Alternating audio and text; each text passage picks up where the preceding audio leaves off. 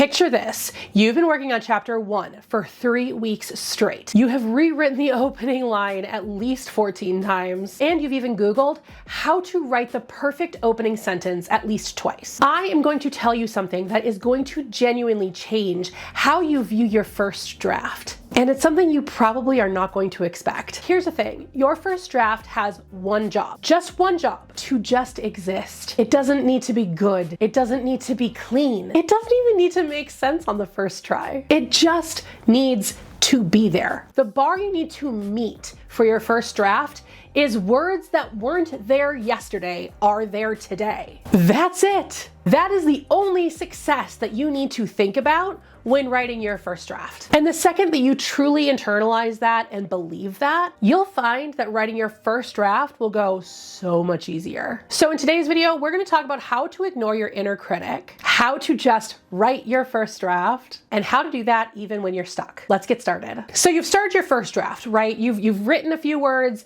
and then you go back and you reread those words, and you have this inner voice that just sounds so very, very reasonable. And it's telling you, this is trash. Throw it in the trash. But here's the thing that you really need to remember. Even if it's not the best writing that you can put forth, it's far from something you should be throwing in the trash. Because what that inner editor is essentially going to do is hold you back. You know how they say that multitasking technically isn't a thing? Tell that to my ADHD brain. But you know how they say that multitasking isn't technically a thing? Well, that is true in this case. You are either in your creative mode or your analytical mode. And writing is that creative mode. That is where you are going to just put down words and hope for the best. And then you can worry about your analytical mode later. Because if you focus on editing at the same time as writing, you're only going to get stuck into that same loop. I wrote this paragraph, now perfect it.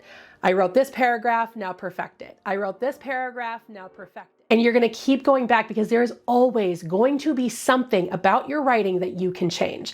I'll guarantee you, I could pick up Price Check on Love or Deepwater right now, open one page and find something that I would go, oh, I would word that so differently now. And they are published books. Perfectionism might feel like productiveness, but it really isn't. Perfectionism is never going to happen in creativity. Creativity is beautiful because it's imperfect. You hear musicians talk about that all the time, that they don't really care about technique when they're actually performing. As long as what they are doing isn't harming their voice, they just go up there and play. Which is why you'll notice you go to a live show and it sounds completely different than when you listen to the recorded version, and also the mastering, but that's not the point. I am not saying that one way works for every single author, but this is a hill that I am absolutely willing to die on. Because when you reread what you just wrote, you exit that creativity flow and move into the analytical flow, and you'll get stuck. And then you have to rebuild that flow completely from scratch. At the end of the day, the writers who finish their books are not the most talented necessarily. They're just good at ignoring their inner editor and editing while you write that first draft, which is supposed to suck, by the way, and we're gonna get to that. Editing while you're writing that first draft is only going to slow you down. It doesn't necessarily make you a better writer. When I first started writing, I was writing the young adult sci-fi that I continue to write the first draft for over and over and over again because I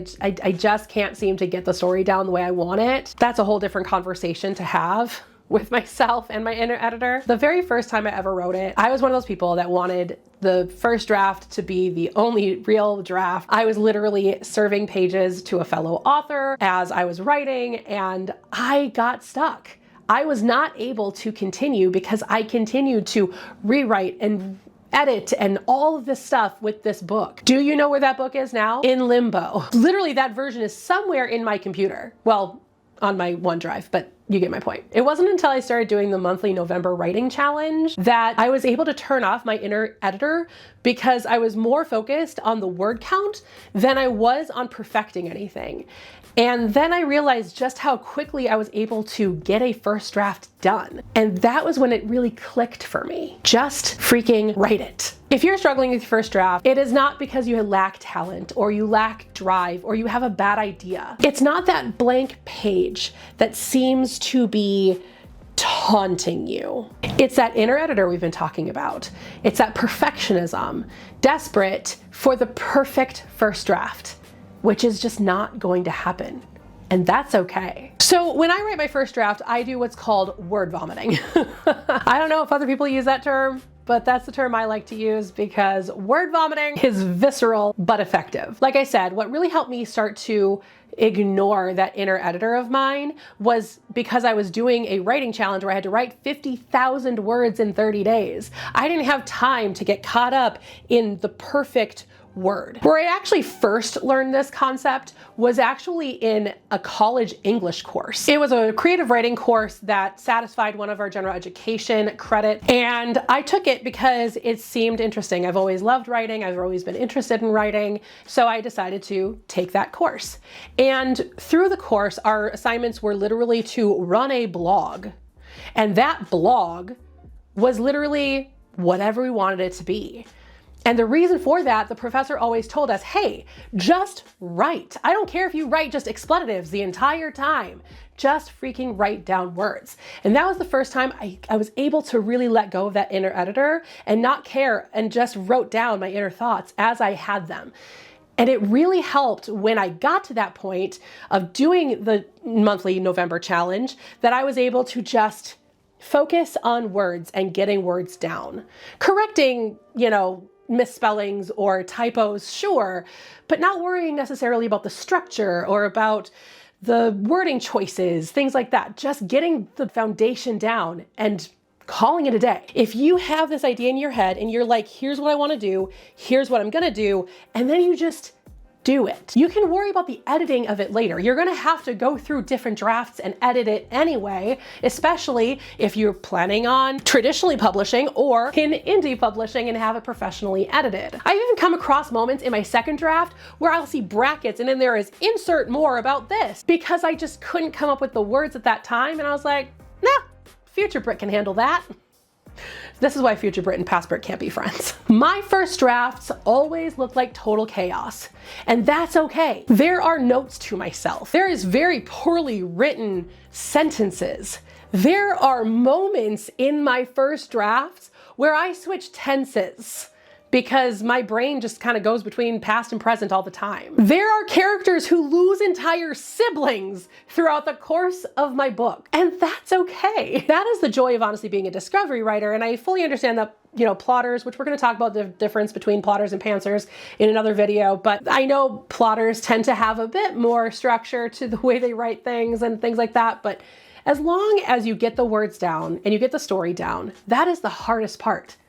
Just getting that story down, because everything else is just perfecting later. So let's talk about getting stuck as a writer. Getting stuck in a draft doesn't mean you're a bad writer or that your story is wrong. It's your mind's way of telling you that you need to take a step back and think for a little while. I always take a writing block as a learning opportunity, a time for me to really take a look at what I'm writing and what might be going on. I don't go back and edit at all. I actually step away from the project for a little while, maybe a couple of days. Maybe I don't write at all. Maybe I write something with a lot less stakes, like a fan fiction that I don't publish anywhere. That's one of my favorite things to do to get out of writer's block, is write fan fiction that I never publish anywhere anymore. No one needs to know the inner workings of my ridiculous brain. Have you seen this video where I talk about one of the pairings I paired together when I was a teenager? But sometimes I also just write badly through it. Sometimes I take it as an opportunity to just do what my professor in college told me to do. Just write words. It doesn't matter what they are. As long as they are words, and as long as you write them, you can always edit them later. I also find myself going forward in the book quite a bit and writing a scene that I know that I'm excited for, a scene that I know is gonna happen, and then I'm like, oh, I can't wait to get to this scene. And I might have to change it when I get to that point to make it fit into the story better, but at least I wrote it, and at least I wrote something that I was excited about, which will sometimes get me out of that funk. Giving yourself permission to write badly is one of the hardest things to get over as an author. But it's something you just gotta get over, because your first draft is supposed to be terrible. Your first draft is not supposed to make sense. Your first draft is just supposed to be that first foundation that you put the house on top of. If you build that load-bearing wall and then the house on top of it before you put in that foundation, your house is gonna fall apart. So build that foundation first. Write your first draft poorly. That is just the way it's supposed to be done. Something else that I like to do a lot of times when when I am stuck is I will do sprints. I will be like, if I can just write for 10 minutes, even if I'm just staring at the screen for 10 minutes, at least I did something writing related for 10 minutes. And then I just take a break. A mental break. I clean something. I take my dog for a walk. I watch some TV. I play some video games, whatever. And then I do it for another 10 minutes. And then I take a step back. And sometimes those 10 minutes turn into 20 minutes, 30 minutes, 40 minutes, an hour. And then suddenly I'm not stuck anymore. Getting stuck doesn't mean you need to stop. Sometimes it does. Sometimes it's your body's way of saying, hey, I need a break. I'm overwhelmed. I need some time. But also learning to step outside of that inner editor and just write badly through it is the way out of it, even if you have to do it 10 minutes at a time. Okay, so let's recap what we've talked about today. We have talked about that inner editor and how that inner editor is just holding you back from your first draft, how you just need to ignore that part of your brain that's saying, perfect this, how you need to just learn how to write messy first drafts even when you're stuck, or taking a step back and taking a break for a minute, because that's okay too. Morally neutral. I'm sure we've all read that one book where we say, I could never write something this amazing. But you have to remember that author also started with a first draft, and that first draft is not what was published. And so if you stop comparing your first draft to their final draft, writing that first draft becomes so much easier. Trust me, ignore that inner editor and just write badly. And you will be so impressed with not only how quickly you can get a first draft out, but how proud of yourself you'll be because you just wrote a freaking book. Let me know in the comments below how you tend to write, and if there's anything else you want me to cover in these author tips, let me know those in the comments, and I'll see you all next Thursday. Bye.